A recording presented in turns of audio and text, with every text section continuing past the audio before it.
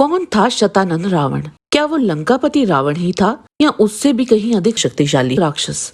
ऐसी कौन सी स्थिति में पहुंचा दिया था उसने श्री राम को कि सीता जी को स्वयं ही युद्ध भूमि में आना पड़ा? क्या परिणाम निकला था जब देवी सीता के प्रचंड महाकाली रूप और उस सहस्त्र मुखी रावण का युद्ध हुआ? इस कथा के बारे में कम ही लोग जानते हैं। आइए विस्तार से जानते हैं रावण के इस अद्भुत वृतांत को। अद्भुत रामायण सर्ग 17 तथा पराशर संहिता के अनुसार जिस समय राक्षसों का वध हो चुका और रामचंद्र जी को राज्य मिला, तब श्री राम को अभिनंदन करने के निमित्त विश्वामित्र, च्यवन, कण्व आदि बहुत से मुनि श्रेष्ठ वहां आए।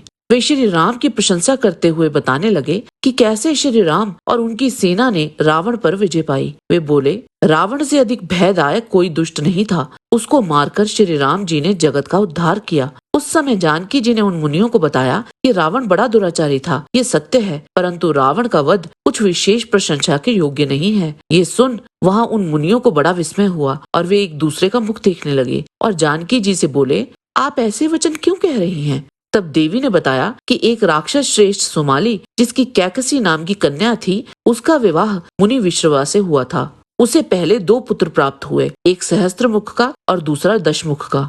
जन्म काल में आकाश में देवताओं ने कह दिया था कि रावण 2 हैं। लोक में 2 रावण हुए हैं, इसीलिए उनका एक ही नाम था। उनमें से छोटा शिव जी के प्रसाद से कुबेर की लंकापुरी में निवास करता था और ब्रह्मा जी के वरदान से त्रिलोकी का तिरस्कार करता था, और दूसरा जो बड़ा था वो समस्त लोकों को रुलाने वाला पुष्कर द्वीप में निवास करता था, जिसका देवता और स्वर्गीय भी अनुभव नहीं कर सकते। उस पुरी में वो निमित्त तप करता था। ये सहस्त्र मुख का रावण सब जगत को अपनी भुजाओं से वश करके स्थित होता था। उसने इंद्र आदि देवताओं, गंधर्वों, दानवों, भयंकर सर्प तथा विद्याधरों को पराजित कर उनसे बाल क्रीड़ा के समान और सब लोग को तृण के समान, दीपों को मिट्टी के ढेले के समान मानता था। जब उसने सब लोगों को त्रास देना आरंभ किया, तब कोई वीर उसके सामने टिक नहीं पाया। वो इतना शक्तिशाली था कि श्री राम के साथ जब उसका युद्ध हुआ था तो उस राक्षस ने प्रभु श्री राम और उनकी सेना को कड़ी टक्कर दी थी। क्योंकि उस सहस्त्रमुखी रावण का देवी सीता के हाथ से मारा जाना विदित था, इसीलिए उसके एक शक्तिशाली बाण के लगने से महाबाहु राम मूर्छित होकर पुष्कर में ही गिर पड़े थे। रामचंद्र जी को इस प्रकार देख मुनिगण भय से व्याकुल हो उठे। उन मुनियों को भयभीत और श्री राम जी को मूर्छित देख देवी सीता स्वयं रणभूमि में आ पहुंची। उस महाबली राक्षस को गर्जना करते देख जनक नंदिनी सीता ऊंचे स्वर से अट्टहास करके वे महाविकट रूप वाली होकर अपना पूर्व रूप त्याग करते हुए मुंडमाला से विभूषित विकृत मुख वाली 4 भुजा दीर्घ तुंड वाली हो गई। अपना खड़ग और खप्पर लिए वे देवी बाजनी के समान उस रावण के रथ पर टूट पड़ी। एक निमेष मात्र में ही लीला से उन्होंने उस रावण के सहस्त्र मुख खड़ग से काट डाले और भी वीर योद्धाओं के सिर मुखों से तोड़कर पृथ्वी में डाल दिए। किन्हीं के कोष्ठ नखों से चीर डाले, किसी को चरणाघात कर निकाल निकाल कर खींचने लगी।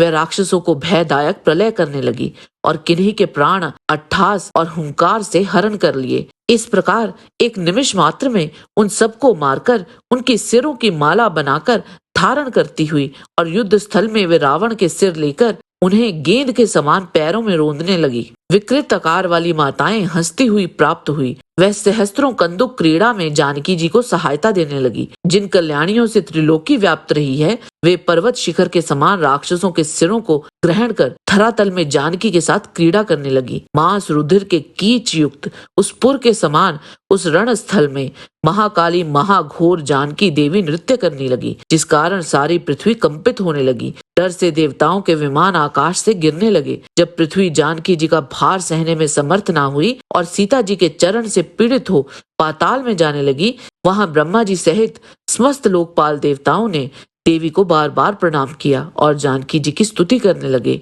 वह विशाला श्री ब्रह्मा जी की ये प्रार्थना सुनकर उनसे बोली, हमारे पति कमल लोचन राम तीक्ष्ण बाण से विद्ध हुए मृत्यु के समान सोते हैं। उनके ऐसे होने में जगत के हित की किस प्रकार इच्छा कर सकती हूँ। इस चराचर जगत का एक ही ग्रास कर जाऊंगी। समस्त देवता ये वचन सुनकर हाहाकार करने लगे। तब ब्रह्मा जी ने देवताओं सहित पुष्पक में स्थित श्री राम को हाथ से स्पर्श कर स्मृति दिलवाई तब तत्काल ही श्री राम उठ बैठे और देवताओं को अपने सम्मुख स्थित देखा, परंतु जानकी जी वहां नहीं दिखी। उन्होंने युद्ध स्थल में क्रोध से नृत्य करती हुई महाकाली को देखा। तब उनके क्रोध की शांति के लिए प्रभु श्री राम ने सहस्त्र नाम से जानकी जी की स्तुति गाई और तब जाकर सीता जी शांत हुई और अपने वास्तविक रूप में आ गई। इस कथा का वर्णन महर्षि पराशर द्वारा रचित हनुमान चरित अध्याय 7 में भी है, जो थोड़ा भिन्न है।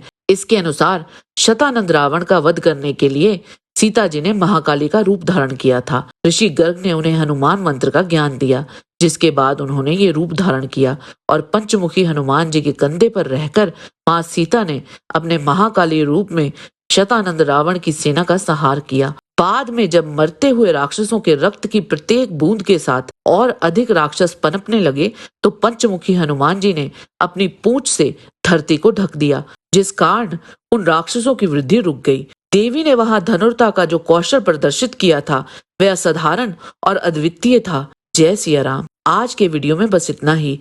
आशा करते हैं कि आपको हमारा ये वीडियो पसंद आया होगा। कृपया इसे लाइक और शेयर अवश्य करें। किसी भी प्रकार की त्रुटि के लिए आप सबसे क्षमा याचना करते हुए आपसे निवेदन है कि प्रेम पूर्वक परमपिता परमात्मा को मन में धारण करें और बोलें, वैदिक सनातन धर्म की सदा ही जय।